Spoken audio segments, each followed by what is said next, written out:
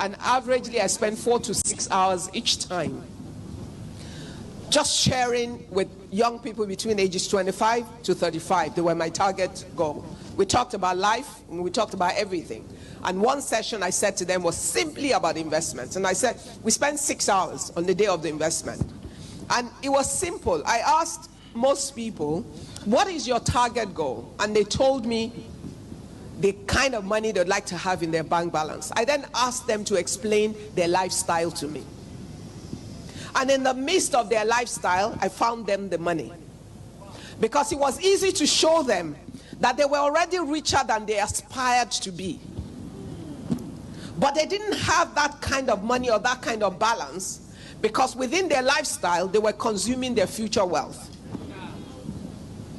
And you see, when Yoruba people say that that 20 children cannot play together for 20 years, what they really mean is at the stage of childhood, you're literally all the same. Secondary school, your peers, whatever advantage you have over the next person is not because of you. Maybe your father has, your mother has. That's not yours. That's somebody else's wealth. Because your father could die without giving you a dime.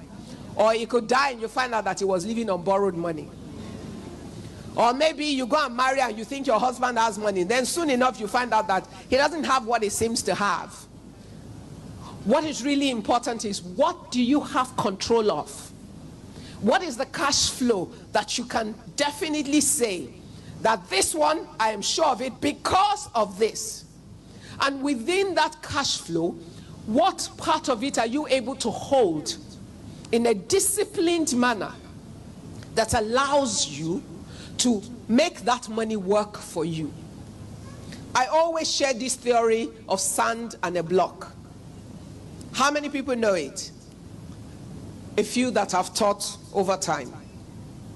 Your sand is the money you're gathering a little at a time. If it doesn't amount to much, it's sand. It means when the wind comes, it will scatter.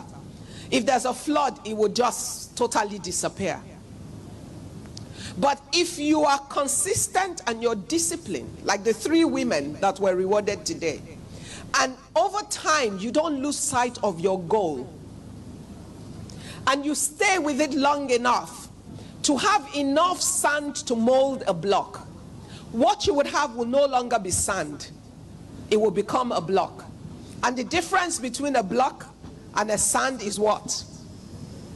That when the wind comes and everything, the sand can scatter, but what happens to the block? Assuming this is your block, when you do this to the edge of the block, what do you have in your hand? Good, smart girls. Until you have molded the block that will generate the sand, you don't consume your sand. Because the sand will scatter. But you need the block that will continue to yield you sand. And the only way you do that is that you're disciplined, you're determined, you're dedicated to your goal. And that's like Oja and like Tommy, you find that kind of support system that holds your hand in the weak moments. That kind of voice that says to you, no, you cannot buy one more Ashebi. That kind of voice that says to you, you look good, but learn how to make yourself up. That kind of voice that says to you, we're going to the mall just to have a social visit, but you're buying nothing because you don't need anything.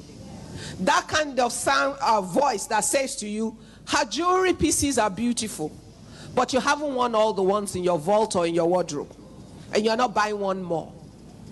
That kind of voice that says to you, this is not the year where you're having that big party or something, because you have a goal you have set for this year. See that young lady who just now owns half a plot of land in Lagos? She's never going to be poor. It's not, you know, it's not a prophecy. Because there are things that you do that prophesy into your life. So this isn't about, oh, it's a, no.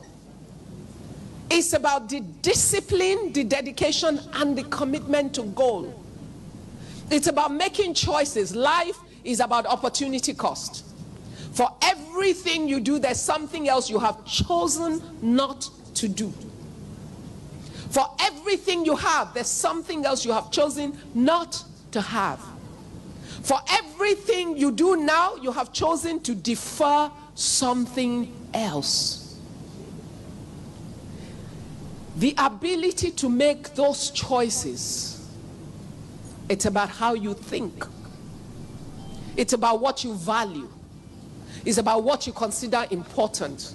It's about where you have chosen to go to. And many people choose to go to great places but never get there, simply because though they say, they do not do. The saying is cheap, the doing is tough. And you don't get things you need or you want from saying, you only achieve them in the doing. And in being able to do, you must set up a system of actions and activities around you daily. It was why we had the panel on the daily habits of people who want to build sustainable wealth. It's about the things you do every single day.